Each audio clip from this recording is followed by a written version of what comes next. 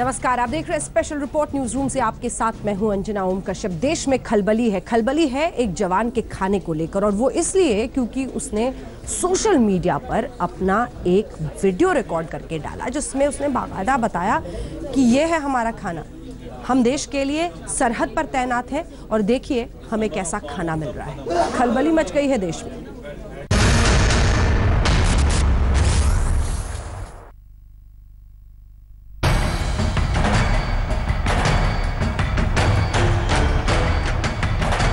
कभी बर्फ के पहाड़ों पर हड्डियां गला देने वाली ठंड में भी वो मुस्तैद रहते हैं, तो कभी तपती रेत में पिघला देने वाली गर्मी का ताप वो सहते हैं, लेकिन उनके कदम नहीं डगमगाते। सरहद पर मुस्तैद जवानों के दम पर ही पूरा देश चैन की नींद सोता है। लेकिन किस हाल में ये जवान देश की रक्षा कर रहे हैं? देश की आन बचाने का जिम्मा जिन जाबाज कंधों पर है, उन्हें क्या खाने को भरपूर और जरूरी खुराक मिलती है? सीमा पर 11 घंटे देश की सुरक्षा में तैनात जाबाज को खाने में क्या मिलता है, इसका खुलासा हुआ तो हुक्मरानों का खाना खराब हो गया।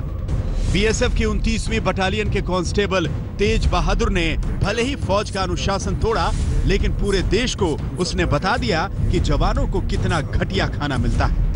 बिना बघार वाली पतली दाल और तवे पर बनती अध जली रोटियां, यही जवानों का भोजन है। मैं अभी सुबह का आपको नाश्ता दिखाता हूँ। ये जड़े हुए पराठे सिर्फ। नाश्ते में अधपके पराठे के साथ चाय का अजीबोगरीब कॉम्बिनेशन, और इस खाने के सहारे बर्फीली पहाड़ियों पर 11 घंटे की ड्यूटी। बीएसएफ जवान का ये वीडियो सोशल मीडिया और मेन स्ट्रीम मीडिया पर छाया तो खलबली मच गई। बीएसएफ के हुक्मरानों से लेकर गृह मंत्रालय तक के फोन की घंटियां खनखना उठी। बीएसएफ ने ऐलान किया कि तेज बहादुर के आरोपों की जांच आईजी स्तर के अधिकारी करेंगे। बीएसएफ ने केंद्रीय गृह मंत्रालय को शुरुआती जांच रिपोर्ट भेज दी है। रिपोर्ट में तेज बहादुर के खराब सर्विस रिकॉर्ड की जानकारी दी गई। बीएसएफ ने निष्पक्ष जांच का हवाला देते हुए तेज बहादुर को दूसरी यूनिट में भेज दिया है, जबकि मेस कमांडर को छुट्टी पर भेज दिया गया है।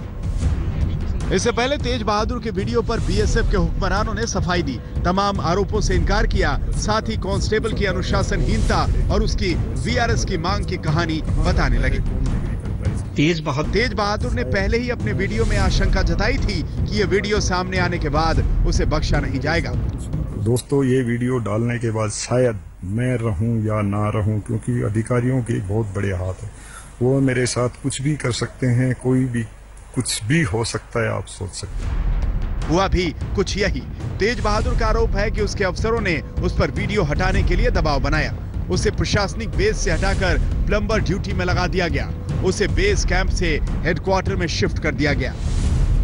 तो मैं वहाँ से चेंज होके आया तो कमांडेंट साहब ने मेरे से बातचीत किया था। उन्होंने बस यही दबाव डाला था मेरे ऊपर कि आप अपना ये वीडियो हटाए।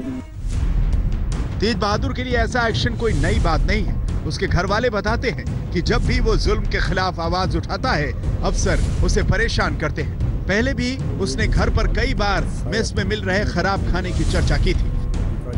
जो प्रेस कर रहे थे हर बात के ऊपर, परेशान क्या करते हैं वहाँ पे? हाँ जी, वो जब भी अपने अधिकार की कोई आवाज उठाता था तो वो उसके ऊपर झूठा ब्लेम लगाकर कोई ना कोई, अब वो झूठा ब्लेम तो अब जब यहाँ कोई है ही नहीं तो बताओ क्या करे? पुलिस भी कैसे झूठे ब्लेम को कैसे कर देगी?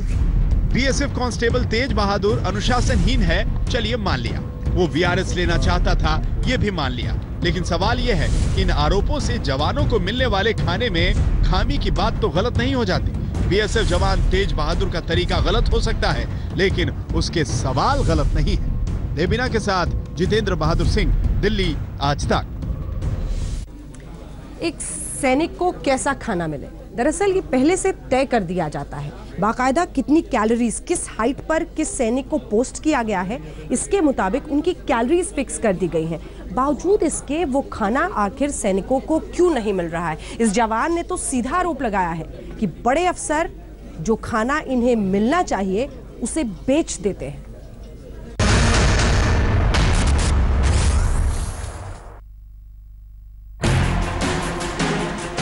कौन खा जाता है जांबाजों का खाना? कहां चला जाता है जांबाजों के हिस्से का खाना? क्या जवानों के हिस्से का राशन बाजार में बेचते हैं अफसर? देश के रक्षक को भरपेट भोजन भी क्यों नसीब नहीं। बीएसएफ की 29वीं बटालियन के कांस्टेबल तेज बहादुर का वीडियो सामने आने के बाद पहली बार देश में सैनिकों की खुराक पर सवाल उठ रहे हैं। देश भर में इस पर बहस और चर्चा हो रही है। बीएसएफ जवान ने सीधे सीधे अधिकारियों पर आरोप लगाए हैं कि वो सैनिकों के हिस्सों का खाना बाजार में बेच देते हैं। क्योंकि सरकार हर चीज हर सामान हमारे को देती है, लेकिन उच्च अधिकारी सब बिक्री करके खा जाते हैं, जो कि हमारे को आरोपों से इत्तेफाक जताया है कि जवानों को भरपूर खुराक नहीं मिल पा रही है। वास्तव में शिकायत। बीएसएफ जवान का वीडियो सामने आने के बाद देश भर में इसकी कड़ी प्रतिक्रिया हुई। राजनीतिक तापमान बढ़ा तो आम लोग भी बीएसएफ जवान के समर्थन में आगे आए। बदायूं के एक एनजीओ से जुड़े लोगों ने बीएसएफ के जवानों के खाने और नाश्ते के लिए 1 लाख रुपए का चेक रजिस्टर्ड डाक से भेजा है कि जब तक मैं आश्वस्त न हो जाऊं, सरकार और आपके अधिकारी आपको अच्छा भोजन प्रोवाइड नहीं करा पा रहे, तब तक यही मदद मैं अपने और अपने हर हिंदुस्तानी से निवेदन करूंगा कि माननीय तेज बहादुर जी को ये मदद हम करते रहें। जो नौजवान भर्ती होने के लिए रहते हैं कि हाँ भाई हमें मिलिट्री में जाना है, तो ये वीडियो देखने के बाद मेरे ख्याल से 80% लोग ये सोचेंगे कि अगर ऐसा खाना मिलता है तो कोई नहीं जाना चाहेगा। बीएसएफ के जवानों को आखिर किस तरह का खाना मिलता है? गुड़गांव के पास भोंडसी में लगे बीएसएफ के 95 बटालियन के कैंप में हमारे संवाददाता ने इसकी पड़ताल की। गुरुग्राम स्थित भोंडसी के 95 बटालियन में मैं इस वक्त मौजूद हूं और ये बीएसएफ का वो मेस है जहां पर बीएसएफ के जवानों का खाना बनता है। तो यहां दिखाना चाहेंगे कि जो सब्जी यहां पर तैयार हो रही है उसके लिए ये तेल गरम किया गया है। दाल, आप दाल देख सकते हैं कि दाल किस तरीके की है। यहाँ पर जिस दाल के बारे में सवाल उठाया गया कि पीले रंग की दाल है और वो सिर्फ पीले रंग की ही दाल है, लेकिन यहाँ की दाल आप देख सकते हैं। मैं खुद इसको चेक करने की कोशिश करता हूँ कि दाल की क्वालिटी क्या है। सवाल जरूर उठाया गया। ये बीएसएफ के 95 बटालियन की बीएसएफ मेस की तस्वीरें हैं। दोनों जगहों के खाने में कितना फर्क है आप देख सकते हैं। सवाल यह है कि बीएसएफ वही है, बीएसएफ के जवान वही हैं, लेकिन क्या दिल्ली के करीब होने की वजह से यहाँ खाने की क्वालिटी अच्छी है? देश की सरहद पर तैनात जांबाजों को क्यों नहीं मिलता ऐसा खाना? सवाल उठे हैं तो इन सवालों का जवाब भी मिलना जरूरी है। पिछले कुछ सालों में रक्षा मंत्रालय सरहद पर तैनात जवानों को बेहतर राशन देने का दावा तो करता है, लेकिन इसके साथ ही साल 2010 से लेकर 2016 तक लगातार सीएजी ने भी जवानों को मिलने वाली राशन की क्वालिटी और क्वांटिटी को लेकर कई सवाल खड़े किए हैं। ऐसे में सरहद पर तैनात जवानों को मिलने वाली राशन को लेकर सेना के आला अधिकारियों की कथनी और करनी के फर्क को जल्द दुरुस्त करना होगा। कैमरामैन रितेश के साथ मंजित नेगी, दिल्ली, आज तक। जब कोई जवान सरहद पर शहीद होता है तो पूरा देश एकजुट होकर उसे श्रद्धांजलि देता है। आज पहली बार लेकिन उसी सैनिक के खाने पर खलबली मची है। हर कोई अपने अपने तरीके से सवाल खड़े कर रहा है। सियासत के गलियारों में भी जबरदस्त हड़कंप है।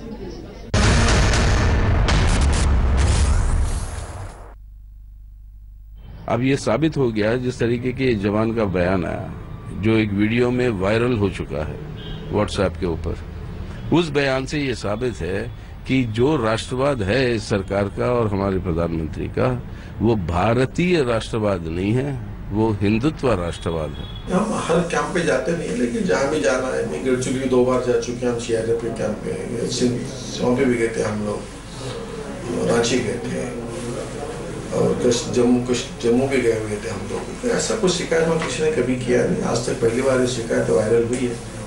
किसी जवान ने हमारे पास में शिकायत आज तक नहीं की है। मैं कह दिया आपको कि हमारे मंत्री महोदय जी ने आदेश दे दिए, एचएस साहब वहाँ जाके इंक्वायरी करेंगे, उसके बाद जो सामने आएगा वो देखा जाएगा। निश्चित तौर पर एक बहुत बड़ा प्रश्न है डिफेंस बजट।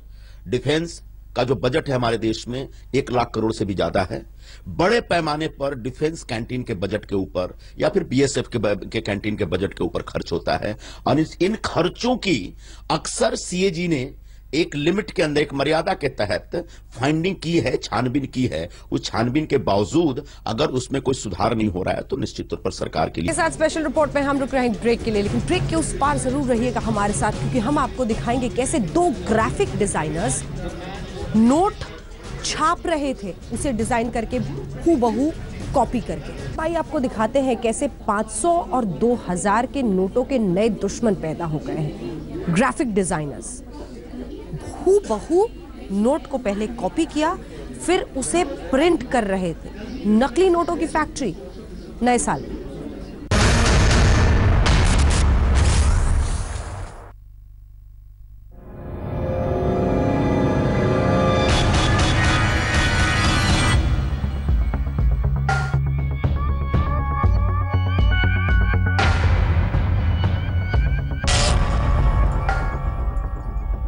दिल्ली में नकली नोटों की फैक्ट्री का खुलासा।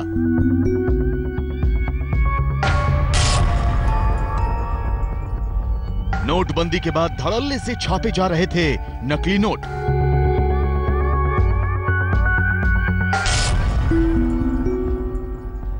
$500 और 2000 के नकली नोटों को मार्केट में चलाया जा रहा था।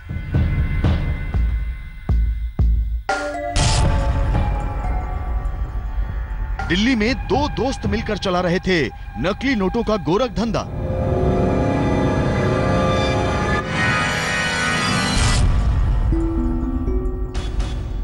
अलग अलग ठिकानों पर छापे जा रहे थे 500 और 2000 के नकली नोट। ये देखिए, प्लास्टिक के डिब्बों में 2-2000 के गुलाबी नोटों की गड्डियां रखी हुई हैं। ये सब नकली हैं। सिर्फ 2000 नहीं, प्लास्टिक के डिब्बों में बंद 500 के नकली नोटों की गड्डियां भी हैं। पुलिस ने नकली नोटों की फैक्ट्री पर छापा मारा तो करीब 6,10,000 रुपए के ये नकली नोट बरामद हुए। और अब आपको दिखाते हैं कि कैसे नकली नोटों की फैक्ट्री में 500 और 2000 के नोट छापे जा रहे थे। ये देखिए, कंप्यूटर और सीपीयू जिसमें नकली नोटों को छापने का पूरा सॉफ्टवेयर और हार्डवेयर है। और ये देखिए स्कैनर, जिससे असली नोटों को स्कैन किया जाता था। ये कटर भी देखिए, इसके जरिए नोटों की कटिंग की जाती थी। स्केल भी रखा है, यानी नकली नोट बनाने की फैक्ट्री का पूरा साजो सामान आपके सामने है। अब नकली नोटों की फैक्ट्री चलाने वाले आरोपियों के चेहरे भी आपको दिखाते हैं। यह है कृष्णा भारद्वाज, उम्र अभी 25 साल है, दिल्ली के नजफगढ़ का रहने वाला है और पेशे से ग्राफिक्स डिजाइनर है। और यह है आशीष उर्फ केजू, उम्र अभी 23 साल है, दिल्ली के मोहन गार्डन उत्तम नगर का रहने वाला है और पेशे से हार्डवेयर एक्सपर्ट है। इन दोनों का पूरा प्रोफाइल या कहें बायोडाटा आपको बताएं उससे पहले आपको दिखाते हैं कि आखिर ये दोनों नकली नोटों को कैसे छापते थे और इस गिरोह में कुल कितने लोग शामिल हैं।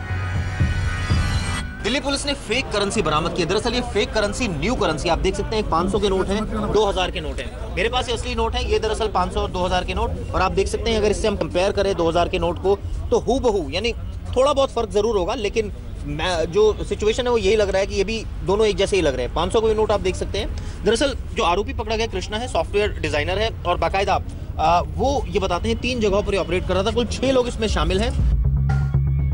अब एक और चौंकाने वाला खुलासा सुनिए। पुलिस की स्पेशल टीम ने जिन दोनों लड़कों को गिरफ्तार किया है, दोनों ही कंप्यूटर के फील्ड में मास्टर हैं। लेकिन कृष्णा भारद्वाज ज्यादा स्मार्ट है। वो एक ग्राफिक्स डिजाइनर है, यानी नकली नोटों को असली नोटों की तरह छापने के पीछे उसी का दिमाग था। या कहें कि कृष्णा सॉफ्टवेयर का अच्छा जानकार है, जबकि उसका साथी आशीष हार्डवेयर स्पेशलिस्ट है।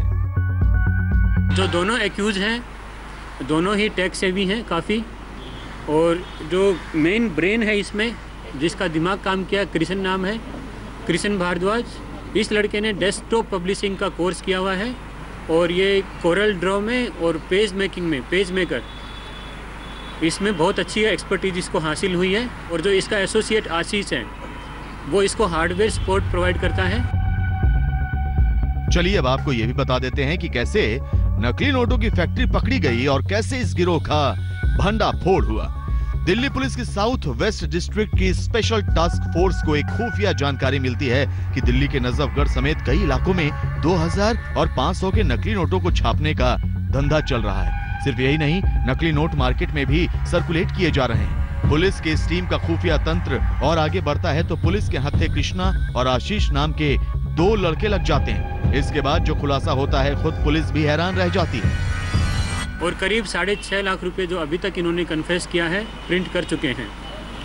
इसमें से करीब 20,000 रुपये जो लोकल मार्केट्स हैं वेजिटेबल मार्केट है, कपड़ा क्लॉथ मार्केट है, शू वगैरह परचेज कर चुके हैं और 20,000 रुपये की करेंसी, डिनोमिनेशन की करेंसी, वो ऑलरेडी सर्कुलेशन में आ चुकी है। कृष्णा क्योंकि ग्राफिक्स डिजाइनर है, लिहाजा उसे अच्छे कलर और कागज की परख थी और दिल्ली की खास जगहों से ये कागज ढूंढ कर लाते थे। पिछले 1 महीने में ये 20,000 के नकली नोट मार्केट में चला चुके हैं, जबकि 20,000 रुपए लोगों को उधार भी दिए हैं। इससे पहले ये दोनों दोस्त 100 रुपए का नकली नोट भी छापने की प्रैक्टिस कर चुके हैं। पुलिस को शक है कि दिल्ली में करीब 50,000 के नकली 2,000 और 500 के नोट सर्कुलेट हो चुके हैं और इन्हें वापस लाना एक बड़ी चुनौती है। दिल्ली में इन लोगों ने 3 जगह नकली नोट छापने की यूनिट लगाई थी। अब पुलिस कृष्णा और आशीष से सख्ती के साथ पूछताछ कर रही है और गिरोह के बाकी सदस्यों के बारे में भी जानकारी हासिल करने में जुटी है। चिराग कोठी, दिल्ली, आज तक। इधर नोटबंदी के बाद ब्लैक मनी पर पुलिस अलग अलग जगहों पर रेड मार रही है और इसी में आइए आपको दिखाते हैं नोटबंदी के बाद काले धन का क्या है बीकानेरी फॉर्मूला। देखिए,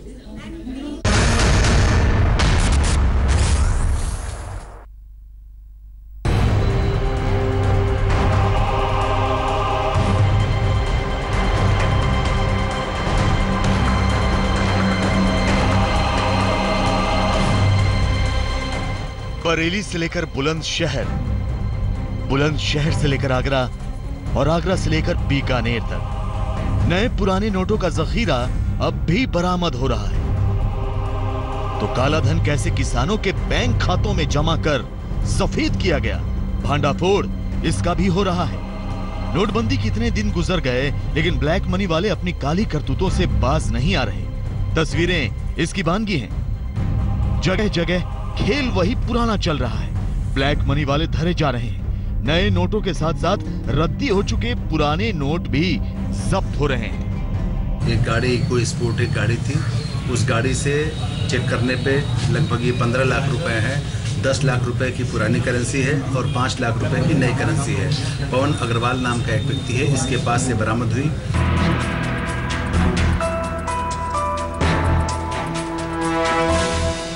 जाहिर है काला धन और इसका काला खेल अब भी बदस्तूर जारी है। लोग इसे खपाने में अब भी जुटे हैं।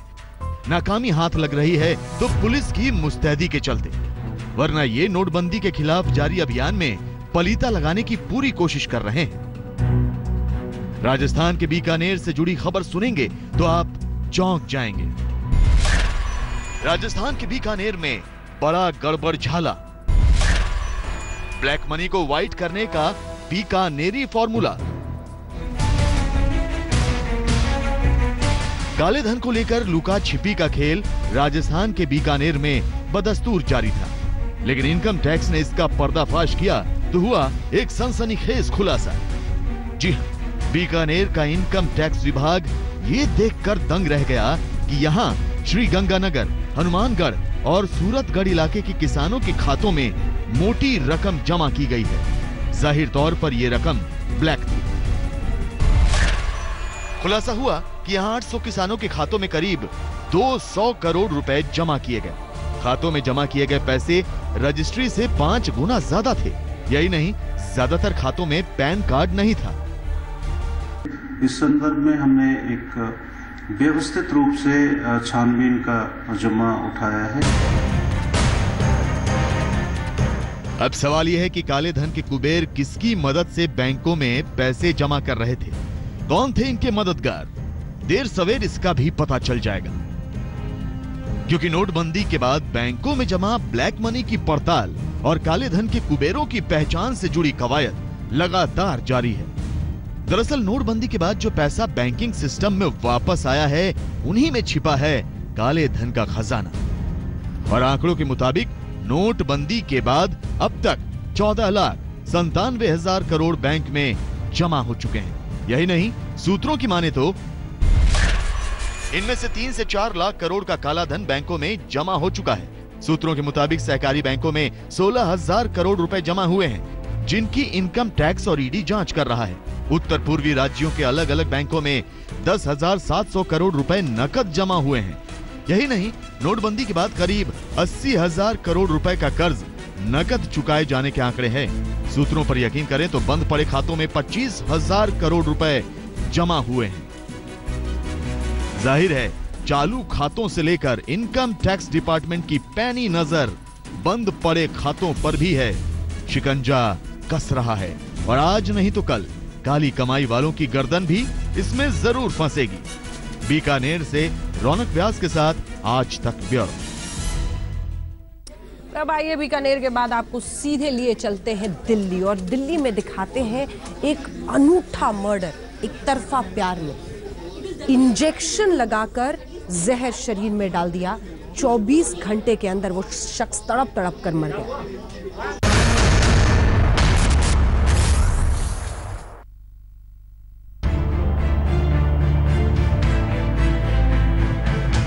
सड़क पर चलते चलते एक शख्स पर इंजेक्शन से हमला होता है और 24 घंटे में वो शख्स तड़प तड़प कर दम तोड़ देता है। जी हां, ये एक हत्या है जिसकी खौफनाक साजिश की स्क्रिप्ट दिल्ली में लिखी गई और उसे अंजाम भी दिया गया। जी हां, पेशे से बैंक कैशियर 28 साल के रवि कुमार को जहर का ऐसा इंजेक्शन दिया गया जिसने उनकी जान ले ली।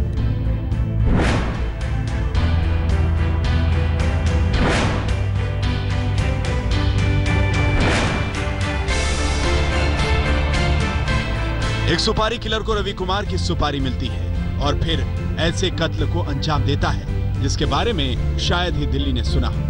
किलर रवि की गर्दन में जहर का इंजेक्शन लगा देता है। रवि मौके पर गिर जाता है लेकिन उसका साथी किलर को पकड़ लेता है। पुलिस कुछ कर पाती, डॉक्टर जहर का तोड़ निकाल पाते, तब तक रवि की मौत हो जाती। अब पुलिस पूछताछ करती है और किलर प्रेम सिंह जो खुलासा करता है वो हैरान करने वाला था। पेशे से फिजियोथेरेपिस्ट प्रेम सिंह को पालम के रहने वाले जिम ट्रेनर अनीश यादव ने रवि को मारने के लिए 1.5 लाख की सुपारी दी थी। इससे पहले भी रवि पर इंजेक्शन से हमला हुआ था। तो पहले अक्टूबर में 25 तारीख को एक इंजेक्शन लगा था, तो उस समय हमें पता लगा, तब तो ठीक हो गया था, पीठ में मारा था। इसने अभी ये पता नहीं, यही था, वो नहीं देख पाया किसने किया है। तो उसको देख पीछे से पीठ में किया था अटैक, और इस बार जो है सामने गर्दन पे किया। यहाँ पर सवाल यह है कि अनीश यादव ने रवि को सुपारी क्यों दी? तो सुनिए, ये कहानी एक तरफा इश्क की है। अनीश यादव रवि की पत्नी से प्यार करता था। जुलाई 2016 में रवि ने उससे शादी कर ली थी, लेकिन अनीश चाहता था कि रवि की पत्नी उसे तलाक दे दे, लेकिन वो नहीं मानी। अनीश का कहना है कि उसे लगता था कि रवि की मौत के बाद वो उसके करीब हो जाएगा। राम किंकर सिंह, दिल्ली, आज तक। स्पेशल रिपोर्ट में इसी के साथ एक ब्रेक के उस पार। अब दिल्ली नहीं, पंजाब भाता है केजरीवाल को। क्यों प्यारा लगता है पंजाब केजरीवाल को? पंजाब की जनता से ये अपील की है कि साफ साफ नहीं कहा, थोड़ा घुमा फिरा कर कहा, लेकिन ये कहा कि आप वोट यही सोच कर दें कि अरविंद केजरीवाल ही आपके मुख्यमंत्री बनेंगे। तो क्या है प्लान? अभी तो दिल्ली के मुख्यमंत्री हैं। क्यों प्यारा लग रहा है पंजाब अरविंद केजरीवाल को? देखिए।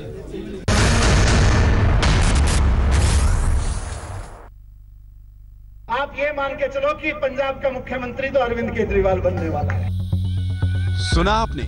दिल्ली के डिप्टी सीएम मनीष सिसोदिया पंजाब में खड़े होकर क्या कह रहे हैं? जी हाँ, बिल्कुल ठीक सुना। मनीष सिसोदिया ने यही कहा है कि पंजाब के मुख्यमंत्री तो अरविंद केजरीवाल ही बनने वाले हैं। तो क्या आम आदमी पार्टी ने पंजाब में होने वाले चुनावों के लिए सबसे बड़ा दांव खेल दिया?